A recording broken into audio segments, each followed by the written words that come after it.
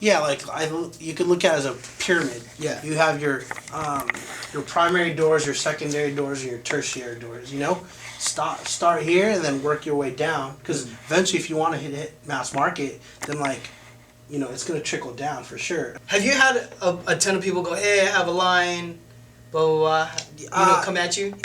Oh, I got this story here. This doesn't work for me. Okay, so I was at a store showing a couple lines to the buyers. This guy walks into the store. He's like, yo, I got a line. Here's my line sheet, here's my business card, here's my mix CD. It was so in my face, and like I was at an appointment, and I don't know, it was weird. And then after that, somehow he got my number and he kept on calling me. Have you seen the line sheet? Have you seen the line guide? Yo, we got a party. We're throwing a party at this club and we got bottle service. And I'm like, so your brand that's in like 2 doors, you guys are throwing a party with bottle service already, and you're trying to throw a line sheet at me. You know, it was just it was weird. I was on a panel for Venue Trade Show, and Andy from I Am King said, the question was, what should brands not do or whatever when we're trying to build their brand successfully, and he said, don't pop bottles. Yeah. So case in point, for example, like, you know, we're thinking about doing this fashion show, and I'm like, yeah, why don't you just save your money and put your money in other marketing? Is that going to drive people to the store to go buy your leather jacket or your belt or your whatever? Especially if it's in a loud club. Like, they're there to like get their drink on, not really sitting there taking the notes down and going, I want to get that chambray. You know, I could say that from personal experience. We did a fashion show and great people, etc. But like, I think we got one dude from that show come in that saw our stuff in the show, come back to the store. The rest was just like, you know, better to like flow a couple tastemakers with a very well curated package from your store, right? So they can blog it, Instagram it, and tweet it. Find 10 people that have like 100,000 Instagram followers and send them a package. There you go. I come in contact with a lot of brands that have really whack design, you know, and I typically, it's tough for me to work with someone who's the designer, brand owner for that same situation, because if I criticize your art, I could tell it's too intrinsically connected to the person, right? So here's what I want to ask you. If the designs are decent, like good, what are some things that you think stops a shop or a buyer from taking a brand in? Oh, man. The first part of your question I wanted to answer, that was really cool. Like, you know, when let's go when into guys, it. When people ask you your opinion, right, on the line. Okay.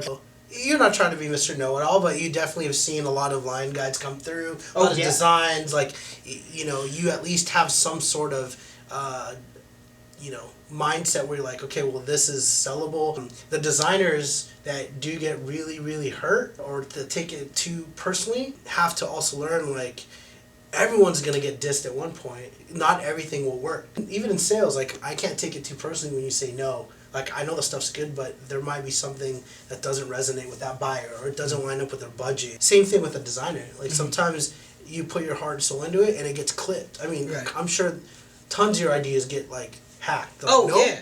At least 4 times a year, the line sheet is up, and I got all kinds of people, from sales guys to marketing, and they just go at it. They just, this doesn't work, that doesn't work, this sucks, that, I don't know, that's kind of whack. But I know the deal. Yeah. So it doesn't hurt me at all, because I understand we got to keep the lights on. For sure. Yeah. So I guess to answer your question, what stops a buyer from picking up a brand new line? If the product is actually pretty good, like if there's good graphic language, there's good promise there, what could stop that brand from getting real estate into a shop? Yeah, I mean, simple ones are like, maybe the shop doesn't have any money, which is totally possible. Yeah.